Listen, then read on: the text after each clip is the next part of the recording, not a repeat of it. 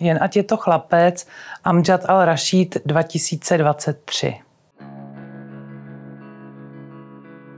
Je to film o ženě jménem Naval, která brzy po začátku filmu ovdoví a je nucena se vypořádávat s tou novou situací, která je komplikovaná, protože se ten film odehrává v Jordánsku, kde se na ženskou linii příliš v dědickém právu nemyslí a Naval tak je nucená se v té situaci zorientovat a bojovat za svoje práva.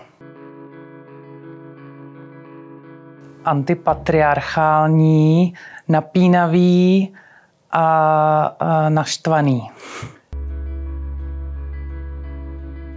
No, ten film vlastně, myslím si, že je schopný zaujmout dost širokou diváckou základnu, tak primárně to můžou být lidé, kteří se zajímají třeba o situaci v arabských zemích. Zároveň je to film dobrodružný se zajímavou a hrozně dobře zahranou hrdinkou, takže vlastně myslím si, že to není nějak jako film pro úzce vymezenou skupinu diváků.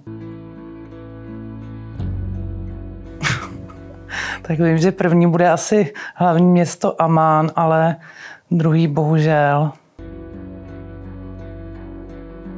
No, tak já jsem hodně emotivní divák, takže když je film vtipný, tak se nebojím smát nahlas i v kině a když se mě nějak dotýká vnitřně, tak se nerozpakuju plakat.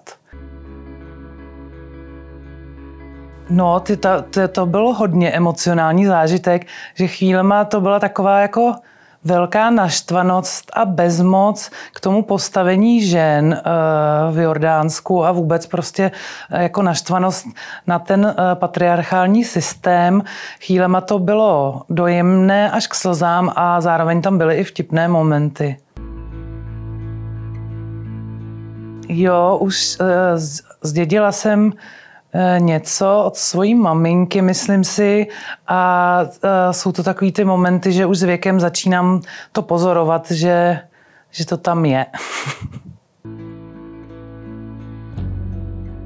No, asi nevím, že když by si třeba na mě lidi vzpomněli, aby se pousmáli. No, tak možná ta země nebyla, nebo není tolik třeba filmově vyspělá, že dosud, respektive třeba už jsme viděli v posledních letech jordánský film v Benátkách, mám pocit, ale no není to tak jednoduché se do Cannes probojovat a je to skvělé, že se tomuhle filmu konkrétně to podařilo. To si myslím, že byl, ale fakt to ze mě asi nedostaneš nic konkrétního teď.